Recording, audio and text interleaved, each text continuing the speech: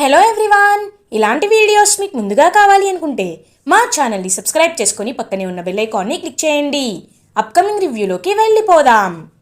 Episode start అవ్వగానే Vasudhara board మీటింగ్ని conduct చేస్తుంది. Board మీటింగ్కి మెంబర్స్ అందరూ ప్రెజెంట్ అవుతారు. అప్పుడే ఇంకా ఫణీంద్ర మహేంద్ర కూడా వసుధారకి సపోర్ట్గా ఇంకా ఎవరి సీట్లో వాళ్ళు కూర్చుని ఉంటారు. అప్పుడే కొంతమంది బోర్డ్ మెంబర్స్ వసుధారతో మాట్లాడుతూ ఉంటారు. మేడం, మిషన్ ఎడ్యుకేషన్ ఎక్కడ వేసిన గొంగళి అక్కడిలాగే ఉంది. స్టాఫ్ అందరూ జీతాలు పెంచమని ఎంతలా అడుగుతున్నా మీరు ఏ ఒక్క ప్రశ్నకి కూడా సమాధానం తీసుకురావటం లేదు. చెప్పండి మేడం, ఈ కాలేజ్లో చాలా ప్రాబ్లమ్స్ ఉన్నాయి, వాటికి మీరు సొల్యూషన్ తీసుకురాలేకపోతున్నారు ఎందుకు అని అడుగుతారు బోర్డు మెంబర్స్. సార్, మీరు చెప్తుంది నేను అర్థం చేసుకోగలను, మాకు కొంచెం టైం ఇవ్వండి, నేను సాల్వ్ చేస్తాను అని అంటుంది వసుధార. మేడం, రిషి సార్ మీ వెనకాల ఉన్నారని మీరు ఎండీ అవుతానంటే అందరం ఒప్పుకున్నాం. మీకు అనుభవం లేదు, వయసు కూడా లేదు, అయినా మిమ్మల్ని ఎండీగా ఎందుకు చేశాం? కేవలం రిషి సార్ వల్లే. ఇప్పుడు రిషి సార్ కనిపించట్లేదు, రిషి సార్ ఎక్కడికో వెళ్ళిపోయారని మేము వింటున్నాం, అది నిజమేనా అని అడుగుతారు బోర్డు మెంబర్స్. ఒక్కసారిగా మహేంద్ర, ఫణీంద్ర, వసుధార షాక్ అయిపోతారు. అప్పుడే ఫణీంద్ర, ఏం మాట్లాడుతున్నారు మీరు? రిషి మిషన్ ఎడ్యుకేషన్ పనిపైన అవుట్ ఆఫ్ స్టేషన్ వెళ్ళాడు అంతే, అయినా మీకు ఇవన్నీ ఎందుకు అని అంటారు ఫణీంద్ర. సార్, మేము కూడా బోర్డు మెంబర్సే సార్, అందుకే మాకు అన్ని విషయాలు కావాలి. అయినా మేడం వచ్చినప్పటి నుండి ఎప్పుడు సరిగ్గా ఎండీ పదవిలో కూర్చోలేదు. కొన్ని రోజులు హాలిడేని బయటికి వెళ్ళారు, కొన్ని రోజులు ఇంట్లో ఉన్నారు, కొన్ని రోజులు అలా ఉంటున్నారు. ఇలా అయితే మేము ఎండీగా తన్ని ఎన్నుకొని తప్పు చేశామనిపిస్తుంది. చూడండి, మాకు రేపటికల్లా సొల్యూషన్ కావాలి, లేకపోతే మిమ్మల్ని అధికారంగా ఎండీ పదవి నుండి తొలగించమని మేమే ఎలక్షన్స్ పెడతాం అని అక్కడి నుండి బోర్డు మెంబర్స్ అందరూ వెళ్ళిపోతారు. పాపం వసుధార చాలా టెన్షన్ పడుతూ ఉంటుంది. కరెక్ట్గా అప్పుడే ఆగండి అనే గొంతు వినపడుతుంది. ఒక్కసారిగా అందరూ షాక్ అయిపోతారు. వెనక్కి తిరిగి చూసేసరికి అక్కడ రిషి ఉంటాడు. రిషిని చూసి అందరూ ఒక్కసారిగా స్టన్ అయిపోతారు. రిషి సార్ అని వసుధార పైకి లేస్తుంది. ఇప్పుడు చెప్పండి, మీ ప్రాబ్లమ్స్ ఏంటి అని అడుగుతాడు రిషి. ఇంకా వెంటనే బోర్డు మెంబర్స్ అందరూ కూర్చుంటారు. సార్, అంటే మీరు అవుట్ ఆఫ్ స్టేషన్ వెళ్ళారని సార్ చెప్పారు అని అంటారు ఒక బోర్డు మెంబర్. అవును, వెళ్ళాను, ఇప్పుడు మళ్ళీ వచ్చాను, మీ ప్రాబ్లమ్స్ ఏంటో నాకు క్లియర్గా చెప్పండి అని అంటారు రిషి. సార్, అంటే అని చెప్పి ఇంకా ఒక్కొక్క ప్రాబ్లమ్ని బోర్డు మెంబర్స్ అనేవాళ్ళు చెప్తూ ఉంటారు. అదంతా రిషి విని వాటికి సొల్యూషన్ని ఆలోచిస్తూ ఉంటారు. మీకు 2 రోజుల్లో ఏవైతే సమస్యలు మాతో చెప్పారో వాటిని ఖచ్చితంగా నేను సాల్వ్ చేసి తీరుతాను. ఇంకొక విషయం చెప్తున్నాను, వసుధారకి అనుభవం లేదు, వయసు లేదు అని మీరు బాగా మాట్లాడుతున్నారు. ఒక్క విషయం గుర్తుపెట్టుకోండి, ఎండీ పదవికి వయసు అనేది ఒక లెక్కే కాదు. అలా అయితే నేను కూడా వసుధార వయసులోనే ఎండీ చైర్లో కూర్చున్నాను. అప్పుడు మీకు లేని ప్రాబ్లం ఇప్పుడు వసుధార కూర్చుంటేనే ఎందుకు వస్తుంది అని అడుగుతాడు రిషి. ఇంకా ఆ మాటకి ఎవ్వరు మాట్లాడరనమాట. Board members ఎవరందరూ తలదించుకుంటారు. మాట్లాడే ముందు ఆలోచించుకోవాలి, అడిగాక తలదించుకోవడం కాదు. మీరు పెద్దవారు, మీ వయసుకు తగ్గట్టు నడుచుకుంటే బాగుంటుంది అని మేము అనుకుంటున్నాం. సెలవు అని నమస్కారం పెడతాడు రిషి. ఇంకా బోర్డు మెంబర్స్ అందరూ అక్కడి నుండి వెళ్ళిపోతారు. రిషి సార్ అని చెప్పి వసుధార చాలా ప్రేమగా రిషి దగ్గరికి వస్తుంది. మహేంద్ర కూడా నాన్న రిషి అని చెప్పి రిషిని హక్ చేసుకుంటారు. డాడ్, నాకేమీ కాలేదు అని రిషి పాపం చాలా మంచిగా మాట్లాడతారు. సార్, ఎక్కడికి వెళ్ళిపోయారు సార్? మీరు కనపడకపోతే నేను ఎంత టెన్షన్ పడ్డానో తెలుసా? సార్, మీకేం కాలేదు కదా అని అడుగుతుంది వసుధార. వసుధార, నాకేమీ అవ్వలేదు, నువ్వేమీ కంగారు పడద్దు అని అంటాడు రిషి. నాన్న, రిషి, నువ్వు అసలు ఎక్కడికి వెళ్ళిపోయావు, ఏమైపోయావు అని అడుగుతారు ఫణీంద్ర. ఇంకా రిషి ఫ్లాష్ బ్యాక్ చెప్పడం స్టార్ట్ చేస్తాడు. ఏ రోజైతే రిషి శైలేంద్ర హాస్పిటల్లో ఉన్నాడు, శైలేంద్రకి గాయాలయ్యాయి అని తెలిసిందో రిషికి శైలేంద్రపై అప్పటి నుండే అనుమానం వస్తుంది. అలా ఇంకా రిషి బయటికి వెళ్ళేసరికి కొంతమంది రౌడీలైతే రిషి మెడపై కత్తి పెడతారు. రేయ్, ఎవరు మీరు అని అడుగుతాడు రిషి. మేము చెప్పేది వింటే నువ్వు ప్రాణాలతో ఉంటావు, లేకపోతే ఏం జరుగుతుందో నేను చెప్పక్కర్లేదు, పోనీ బండి పోనీ అని చెప్పి ఇంకా కొంతమంది రౌడీలైతే రిషిని ఒక ప్లేస్ దగ్గరికి తీసుకువెళ్తారు. అక్కడతో కార్ ఆపమని చెప్తారు.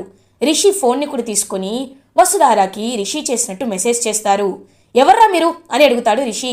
ఇంకా వెంటనే రిషికి మత్తుమందు ఇచ్చి రిషిని కిడ్నాప్ చేస్తారు రౌడీలు. రిషిని తాళ్లతో కట్టేస్తారనమాట. రిషికి రోజు భోజనం పెట్టాలనుకుంటారు, కానీ రిషి మాత్రం అస్సలు తినడు. ఏంట్రా వీడు కనీసం భోజనం కూడా చేయట్లేదు, ఏం చేయాలి వీన్ని అని ఆలోచిస్తూ ఉంటారు ఆ రౌడీలు. అప్పుడే కరెక్ట్గా రిషి అయితే ఇంకా బాగా 2-3 డేస్ నుండి ఆ కట్లు విప్పుకోవడానికి ట్రై చేసి ఒకరోజు రిషికి లక్కీగా ఒక నైఫ్ అనేది దొరుకుతుంది. దానితో ఇంకా చేతి సంఖ్యలు తెంచేసుకొని తాళ్ళని ఇంకా రౌడీలని బాగా కొట్టి అక్కడి నుండి వచ్చేస్తాడు రిషి. అదంతా విన్నాక వసుధారాకి ఒక విషయం అర్థమవుతుంది. అంటే రిషి సార్ని ఎవరో కిడ్నాప్ చేశారని రిషి సార్ అనుకుంటున్నారు, కానీ శైలేంద్రే కిడ్నాప్ చేయించాడని రిషి సార్కి తెలీదు అని చెప్పి ఇంకా కన్ఫర్మ్ చేసుకుంటుంది వసుధార. పెదనాన్న అన్నయ్యకి ఎలా ఉంది అని అడుగుతాడు రిషి.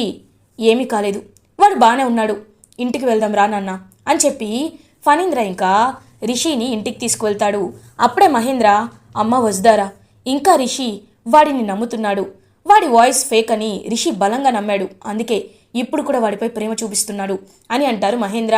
అవును సార్, ఎలా అయినా ఆ దుర్మార్గుడి గురించి రిషి సార్కి మనం తెలియచేయాలి. ఇన్నాళ్ళు రిషి సార్ లేరని మనం టెన్షన్ పడ్డాం, కానీ ఇప్పుడు రిషి సార్ తిరిగి వచ్చేశారు, నాకు చాలా సంతోషంగా ఉంది. ఇంకా మన పని ఒక్కటే, ఆ శైలేంద్రే అసలైన నేరస్తుడని మనం నిరూపించడం మాత్రమే అని అంటుంది వసుధార. అవునమ్మా, మనం కూడా వెళ్దామని చెప్పి ఇంకా శైలేంద్ర, ఫణీంద్ర, వసుధార, మహేంద్ర, రిషి అందరూ కలిసి దేవయాని వాళ్ళ ఇంటికి బయలుదేరుతారు. ఇటువైపు శైలేంద్ర చాలా హ్యాపీగా సోఫాలో కూర్చుంటాడు. ఈ పాటికి వసుధారకి షాక్ల మీద షాక్లు వచ్చుంటాయి. ఖచ్చితంగా వసుధార ఎండి పదవిని నా చేతిలో పెడుతుంది, ఇది కన్ఫర్మ్ అని హ్యాపీగా ఉంటాడనమాట శైలేంద్ర. ధరణి మంచి కాఫీ తీసుకురా, కాఫీ వద్దులే జ్యూస్ తీసుకురా అని హ్యాపీగా ఉంటాడు శైలేంద్ర. మళ్ళీ ఈయన ఏ నేరం చేశాడో ఏంటో ఇంత సంతోషంగా ఉన్నాడు అని మనసులో అనుకుంటూ అక్కడి నుండి వెళ్ళిపోతుంది ధరణి. నాన్న, శైలేంద్ర అని అడుగుతుంది.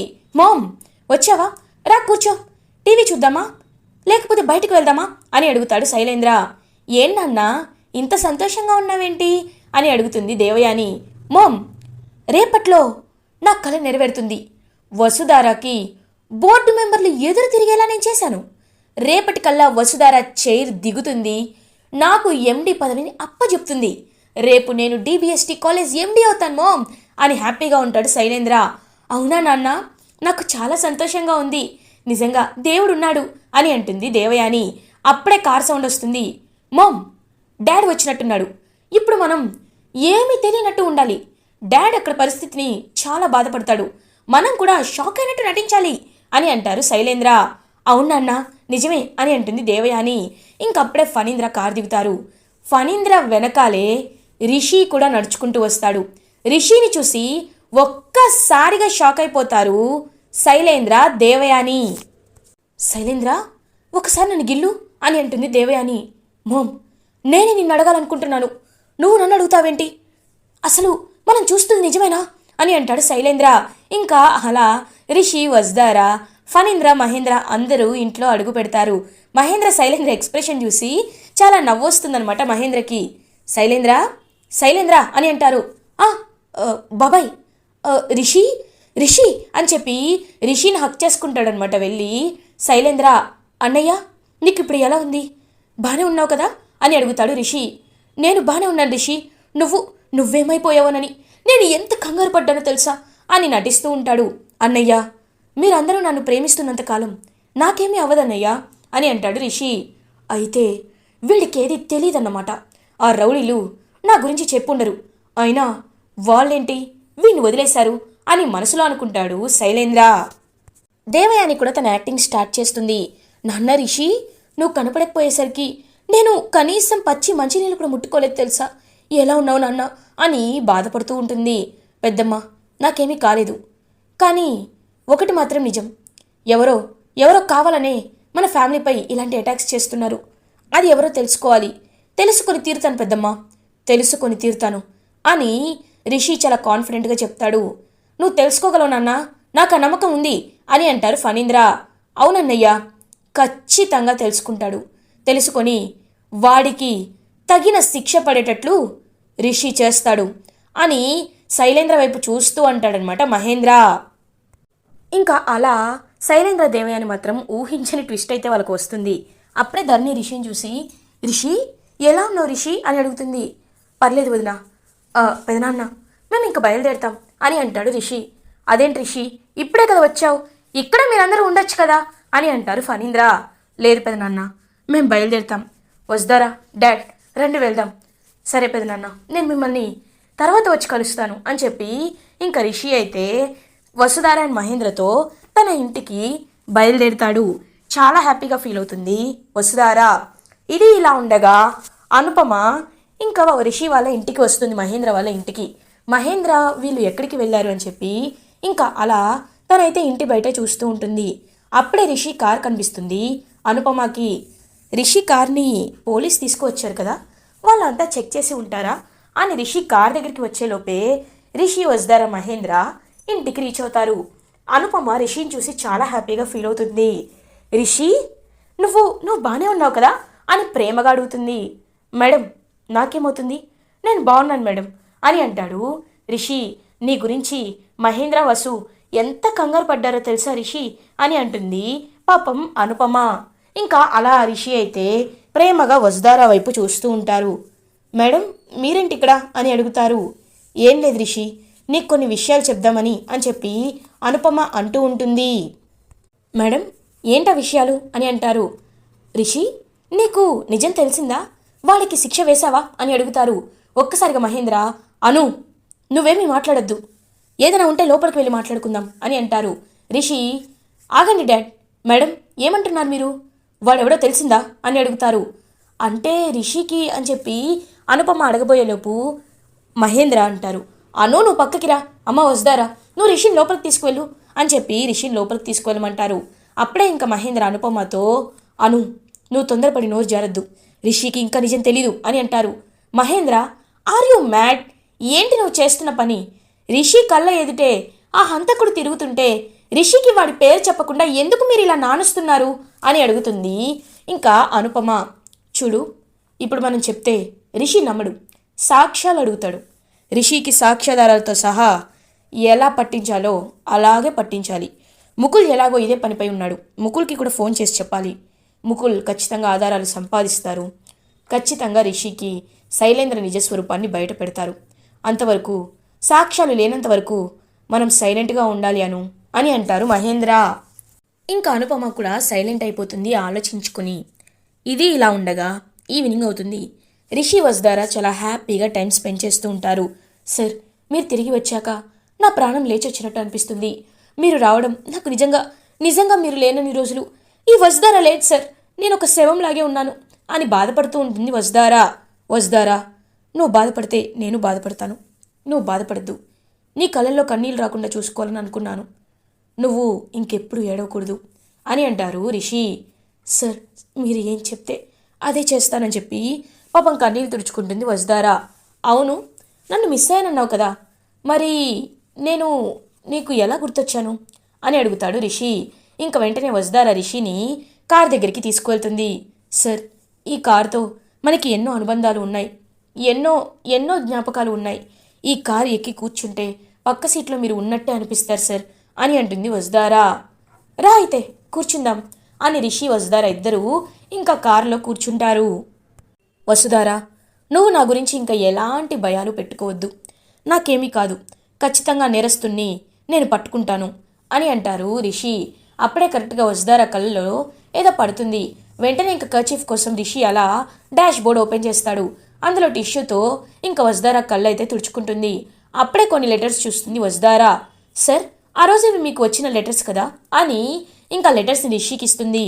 అవును వసుధార, ఇవి ఇప్పుడు అని చెప్పి రిషి ఇంకా అలా అనేలోపు ఫ్రమ్ జగతి అని కనబడుతుంది. ఆ లెటర్ చూసి ఒక్కసారిగా షాక్ అయిపోతాడు రిషి. అమ్మ నాకు లెటర్ రాయడం ఏంటి అంటే అని చెప్పి రిషి ఇంకా లెటర్ ఓపెన్ చేసి చదవడం స్టార్ట్ చేస్తాడు.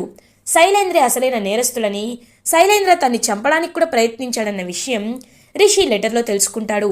తెలుసుకొని ఒక్కసారిగా షాక్ అయిపోతాడు రిషి. వసుధార చాలా హ్యాపీగా ఫీల్ అవుతుంది రిషికి నిజం తెలిసినందుకు. రిషి వసుధారతో, వసుధార నేను చూస్తుంది నిజమేనా, అన్నయ్య నిజంగా ఇంత దుర్మార్గాన్ని ఉద్యోగానికి అని బాధపడుతూ ఉంటాడు రిషి. సార్, ఈ విషయం మీకు ఎప్పుడో చెప్పాలనుకున్నాను, కానీ మీరు మీ అన్నయ్యే ఇలా దుర్మార్గపు పనులు చేస్తున్నాడంటే, జగతి మేడంని చావుకి కారణమయ్యాడంటే మీరు నమ్మరని, మీకు సాక్ష్యాలతో సహా నిరూపించాలని మేము ఎదురు చూసాం. ఈరోజు ఆ టైం వచ్చింది. ఇప్పటికైనా మీరు తెలుసుకున్నారు. నాకు చాలా సంతోషంగా ఉంది అని అంటుంది వసుధార. లేదు వసుధార, తన్ని ఊరికి వదలను అని చెప్పి ఇంకా రిషి అయితే చాలా కోపంగా ఉంటాడు. ముకుల్ని రిషి పిలిపిస్తాడు. ముకుల్ ఆ లెటర్ చూస్తారు. ఈ ఒక్క సాక్ష్యం చాడు వాడిని అరెస్ట్ చేయడానికి అని అంటారు. కానీ ముకుల్ సార్, ఈ సాక్ష్యంతో తన్ని అరెస్ట్ చేయొచ్చా అని అడుగుతుంది వసుధార. ఎస్ మేడం, ఎందుకంటే జగతి మేడం చనిపోయే కొద్ది గంటల ముందే ఈ లెటర్ని పోస్ట్ చేశారు కాబట్టి ఖచ్చితంగా తను ఏదైతే చెప్పాలనుకుందో ఈ లెటర్లో చెప్పారు కాబట్టి మనం స్ట్రాంగ్ ఎవిడెన్స్ దొరికింది అని అనుకోవచ్చు. ఇంతకీ రిషి సార్ ఎక్కడా అని అడుగుతారు. అవును, రిషి సార్ ఎక్కడా అని చెప్పి చుట్టూ చూస్తూ ఉంటారు. రిషి అప్పటికే కారులో శైలేంద్ర దగ్గరికి చాలా స్పీడ్గా బయలుదేరుతారు. రిషి సార్ అని చెప్పి వసుధార ఇంకా రిషి వెనకాల పరిగెడుతూ ఉంటుంది. ముకుల్, మహేంద్ర, అనుపమ అందరూ ఇంకా కారులో బయలుదేరుతారు రిషి వెనకాల. రిషి మాత్రం తన డ్రాలో ఒక రివాల్వర్ పెట్టుకుంటాడు. అమ్మని చంపిన అన్నయ్యని నేను ఊరికే వదిలిపెట్టను, చంపేస్తాను అని చెప్పి ఇంకా రిషి అయితే స్పీడ్గా శైలేంద్ర వాళ్ళ ఇంటికి వెళ్తాడు. శైలేంద్ర ఏం చేయాలి అని ఆలోచిస్తూ ఉంటారు తన ఇంట్లో. అప్పుడే రిషి శైలేంద్ర అని చెప్పి గట్టిగా అరుస్తారు. ఒక్కసారిగా శైలేంద్ర షాక్ అయిపోతాడు. రిషి ఏంటి నువ్వు అని అంటారు. నటించద్దు, నాకంతా తెలిసిపోయింది. నువ్వే అమ్మని చంపావని నాకు తెలిసిపోయింది అని అంటాడు రిషి. ఒక్కసారిగా షాక్ అయిపోతారు ఫణీంద్ర, శైలేంద్ర, ఇటువైపు దేవయాని, ధరణి అందరూ షాక్ అయిపోతారు. ఏంటి అని అంటారు ఫణీంద్ర. అవును పెదనాన్న, అవును, ఇన్నాళ్ళు మనం ఎవరిని నమ్మామో మనకే ఇప్పుడు అర్థం అవ్వట్లేదు. అమ్మని చంపింది ఎవరో కాదు, శైలేంద్రే అని అంటాడు రిషి. ఇంకా ఒక్కసారిగా ఫణీంద్ర పాపం షాక్ అయిపోతారు. నాన్న, రిషి ఏమంటున్నావు నాన్న, మీ అన్నయ్యకి చంపాల్సిన అవసరమేముంది నాన్న అని మంచిగా మాట్లాడుతుంది దేవయాని. పెద్దమ్మ, మీకు తెలీదు, అన్నయ్య ఎంత దుర్మార్గుడో మీకు తెలీదు. ఇదిగోండి ఈ లెటర్ చూడండి అని లెటర్ చూపిస్తాడు. ఇంకా జగతి మేడం లెటర్ చూసి ఒక్కసారిగా షాక్ అయిపోతుంది దేవయాని. ఇంకా దేవయాని ఫణీంద్ర ఆ లెటర్ చదివి ఫణీంద్ర శైలేంద్ర కాలర్ పట్టుకుంటాడు.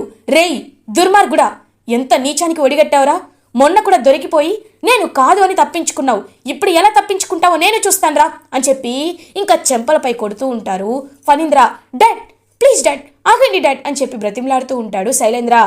పెదనాన్న, మీరు ఏమీ అనుకోవద్దు, నేను అన్నయ్యని చంపేస్తాను, ఖచ్చితంగా చంపేస్తాను, అప్పుడే అమ్మ ఆత్మకి శాంతి కలుగుతుంది, చంపేస్తాను అని చెప్పి ఇంకా రివాల్వర్ తీసుకొని కరెక్ట్గా పాయింట్ బ్లాక్లో గన్ పెడతాడనమాట శైలేంద్రకి రిషి.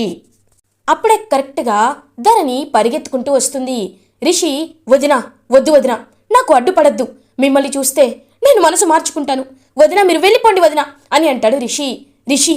నాకు వీడు ఎంత దుర్మార్గుడో తెలుసు రిషి, తెలుసు. వీడు చేసిన పాపాలు అందరికంటే నాకే ఎక్కువగా తెలుసు. చిన్నత్తయ్య గారిని చంపించడం కానీ, నిన్ను చంపాలనుకోవడం కానీ, తను వేసిన కుట్రలన్నీ, తను వేసిన ప్లాన్లన్నీ నాకు తెలుసు రిషి, తెలుసు.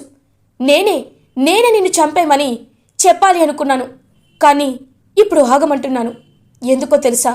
ఎందుకంటే ఇప్పుడు నా బిడ్డకి వీడే తండ్రి కాబట్టి అని అంటుంది ధరణి. ఒక్కసారిగా రిషి శైలేంద్ర షాక్ అయిపోతారు. వదినా అని అంటారు.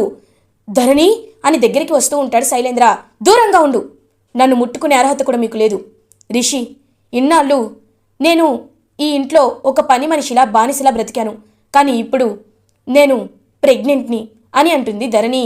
ఒక్కసారిగా షాక్ అయిపోతారు అందరూ. ఇంకా రిషి బాగా ఆలోచించుకుంటారు. అప్పుడే ముకుల్, అనుపమ, మహేంద్ర, వసుధార వస్తారు. నిన్ను చంపేసేవాణ్ణి, కానీ వదిన కడుపులో పెరుగుతున్న బిడ్డ గురించి ఆలోచించి నిన్ను వదిలేస్తున్నాను, క్షమిస్తున్నాను. ఇంకొకసారి నా ఫ్యామిలీ జోలికి వస్తే నా తర్వాతే ఇంకెవరైనా అని గన్నక్కడ పడేసి వెళ్ళిపోతాడు పాపం రిషి. ఇంకా ఆ మాటలకి శైలేంద్రలో అయితే మార్పు వస్తుంది. ధరణి వైపు ప్రేమగా, నిజంగా ఒరిజినల్గా ప్రేమగా చూస్తూ ఉంటాడు. ధరణి మాత్రం కోపంగా అక్కడి నుండి వెళ్ళిపోతుంది. వసుధార రిషి తీసుకున్న నిర్ణయానికి చాలా హ్యాపీగా ఫీల్ అవుతుంది. సార్, మనం క్షమిస్తేనే మనుషులం అవుతామని మళ్ళీ మీరు ఒకసారి ప్రూవ్ చేశారు. మీరు నిజంగా గ్రేట్ సార్, మీరు జెంటిల్మెన్ అని రిషిని హ్యాపీగా పొగుడుతుంది వసుధార. అలా ఇంకా శైలేంద్ర వాళ్ళ ఇంటి నుంచి రిషి వాళ్ళు బయటికి వచ్చేస్తారు. శైలేంద్రకి బుద్ధి వస్తుంది. ఫణీంద్ర కూడా పాపం చాలా హ్యాపీగా ఫీల్ అవుతారు. ఇలా ఎపిసోడ్ ఎండ్ అవుతుంది. ఫర్దర్ ఎపిసోడ్ రివ్యూస్ ముందుగా మీకు కావాలి అనుకుంటే మా ఛానల్ని సబ్స్క్రైబ్ చేసుకోండి. Thanks for watching.